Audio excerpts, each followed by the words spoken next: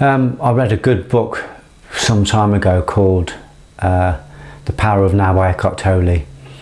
And it's just a book I wanted to kind of recommend through this podcast, because it's the book is really detailing a technique that will enable you to get rid of pain bodies or shadows or old scripts. And the reason I'm doing this podcast today is because somebody wrote to me and said, could you just enlarge on how to dissolve shadows a bit more.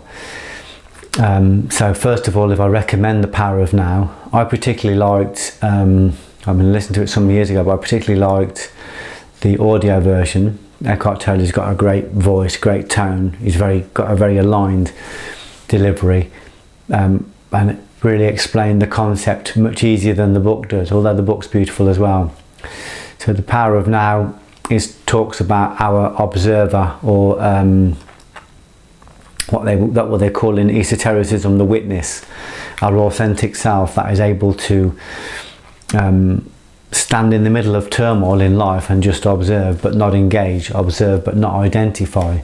So it's basically saying that if we have an issue in our life, we have an issue with fear, we have an issue with doubt, with an issue with jealousy or anger, we have an issue with any kind of what Eckhart Tolle calls pain bodies or shadows.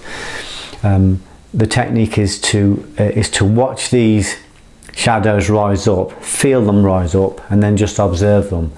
So rather than let them engage us and then run off with the story, he says this, she would say that, and I'll do this, and if she says that, I'll do that, and if they come to me, I'm going to, we run off with the story and we paint that mural and we end up incarnated into that place.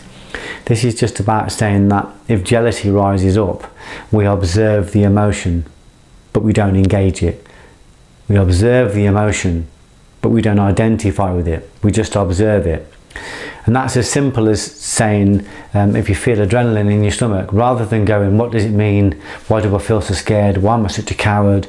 And running off on all the different myriad things this situation could bring. We just look with our inner eye at the feelings. We follow the feelings. We stay in the feelings, but we don't engage them. We don't identify them. They rise up like a bear waiting to be fed. And if we engage them and identify with them, we feed that bear. If we're able to observe the pain or the anxiety or the fear as it rises up, but not engage it, that will feed us. So our authentic self or our soul will be expanded.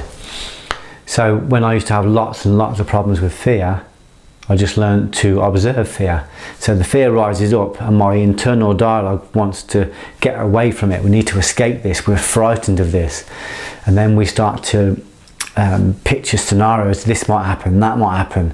And then suddenly we've created a whole reality of terror based on a feeling. And the feeling is just fight or flight. It's just adrenaline.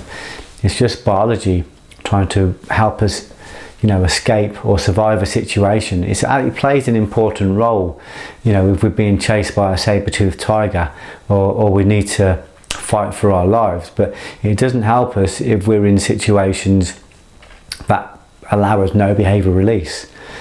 So if I've got anxiety about losing my job, there's no one's going to kill me. No one's going to. There's no saber-toothed tiger. There's just a non-physical situation without the opportunity to run or fight. So we're infused with adrenaline, and then the sub-vocalization kicks in. Then the storytelling starts to expand because we haven't got control of our imagination. So all of a sudden, our wife is having an affair. We've lost our house. We've lost our job. Somebody's knocked on the door and beat us up, or whatever the fear is. It becomes very real because we don't get control of it. So the idea is that when it rises up, the moment it rises up and looks to engage you, because there is a moment of choice when we get a flash of adrenaline and the story rises up to be fair. This is going to happen. This is dangerous. We have a moment where we choose whether or not we engage it. If we don't engage it, this energy, this pain body, this old script, this old shadow cannot exist. It has a bit of momentum on its own. And it feels like it's going to stay forever. But if we can observe it without identifying, In other words, we don't look at it and say, this is me, I'm jealous, this is me, I'm angry, this is me, I'm fearful, this is me, you know, I'm full of rage. If we don't identify with it, and then we don't engage it, so we just observe it like it's somebody sat next to us that we don't engage or observe, that we don't engage or identify with, it will eventually fall back down and dissipate. But for that moment when it's trying to engage, it will feel urgent. It will feel like it wants to incarnate you. There's a great line in the Tibetan Book of the Dead, and it says, when you die, and this is very much talking about death, because we're talking about us allowing the death and transition of old karma, of old beliefs, of old pain bodies. It says, when you die, you will encounter devils and demons.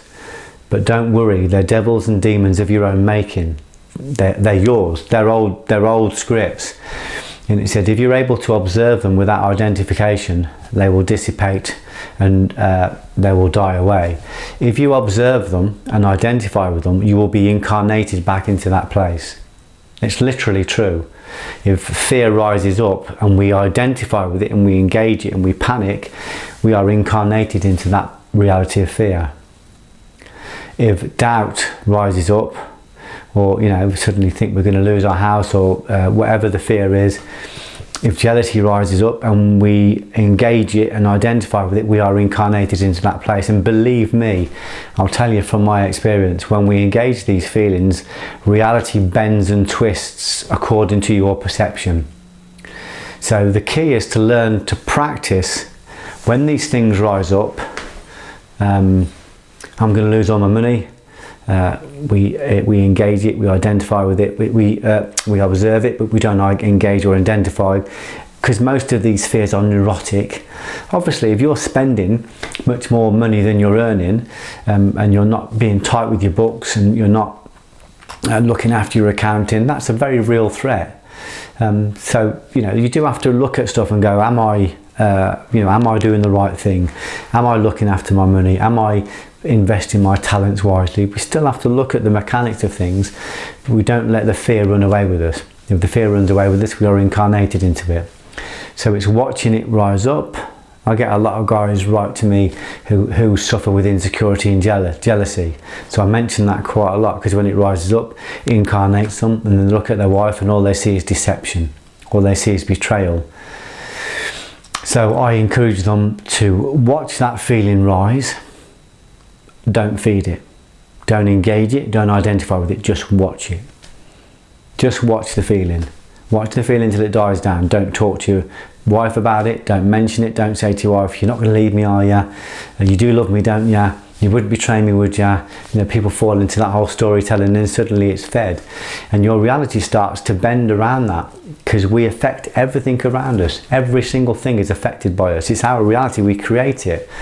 So the idea is to observe, but don't identify. Observe, but don't engage. Just watch. You are the watcher. You are the observer.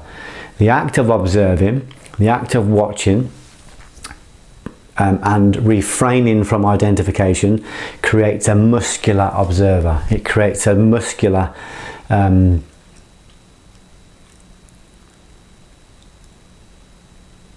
it creates a muscular observer. It makes the observer is strengthened by being in that arena, but refraining from identification. So it's almost like we're sat inside a little cocoon, watching the chaos around us, watching the feelings rising up, but not being tempted to engage or identify. Powerful. It's very powerful. And the exercise is in the arena. I didn't become powerful on the door. I didn't develop a strong will on the door by reading about it, or by talking to other doormen, or by understanding that world. I became strong in that place by being in that place. I became strong. I developed a very strong will and a very strong courage by being in a place that demanded a strong will and demanded a strong courage. Where else would I build it? Why else would I need it? Why would I need courage if it's not called for? Why would I need will if it's not called for? So you develop those in those areas. So if we want to create a strong eye wall, we have to be in a storm.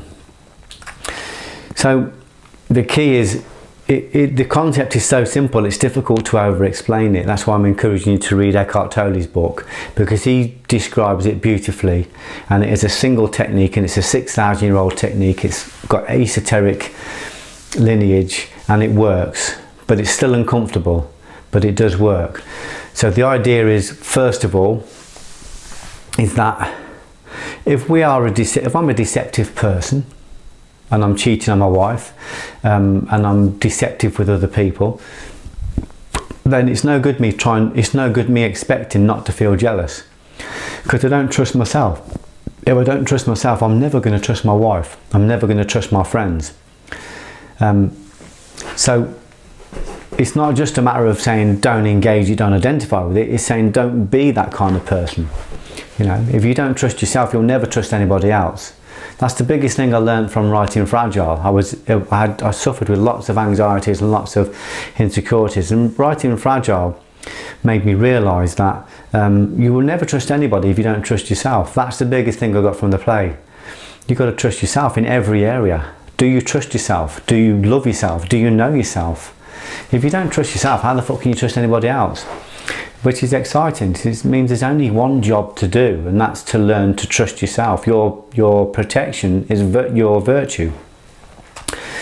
So we look at it and think, okay, I don't want to be jealous, so I'll stop being deceptive. I don't want to be envious, so I'll when that rises up, I'll recognise that it's not real, and I'll observe it, but I won't identify it, won't engage with it. But I'll also make sure that I'm looking in my life and realising that what everybody else is doing, I can do. You know, the world's open to me. I can paint any mural I want. I can be in any reality I want. I can do whatever I want. I don't need to be envious of anybody, because there's no truth in that. Because if we're envious of somebody, it's because we're fearful we can't do it ourselves. We're fearful it's not possible for us, which is not a truth. It's an untruth. So the key is to clean yourself as much as you can and get rid of your own vices. Look at the vices, make them your daily work. And when we work on our vices every single day, I'm dissolving them. When they rise up and we want more food, or we want more sex, or we want more money, or we want more recognition, when these negativities and these excesses start to rise up, we don't engage them. We don't identify with them. They shrink back down. So we contract. Our egoic self contracts, and then our conscious net massively expands. So the way to clean these emotions is to recognize where they exist in you. I didn't trust the world because I didn't trust myself. That's a fact. When I started to trust myself, suddenly the world became very trustworthy. I didn't look for trust in other people. I didn't need to. I just made sure I got trust in myself. So that's the key. It's to observe but not to identify. To observe but not to engage. So any feeling rises up, follow the feeling, observe the feeling, sit in the feeling, go into the very belly of the feeling, and the feeling will start to dissipate and start to run away. And it will have a threat. It will kind of say, this is here forever, we're going to be here forever, but it won't be. It can't be. It has no existence without your engagement. If you do not engage it, it does not exist. That's the power. The devil only has the power, that its only power is the power of your imagination. The Satan is only created and only exists by your imagination. So when it rises up, do not engage it, do not identify with it. Sit in it, observe it, and remind yourself, this is the training.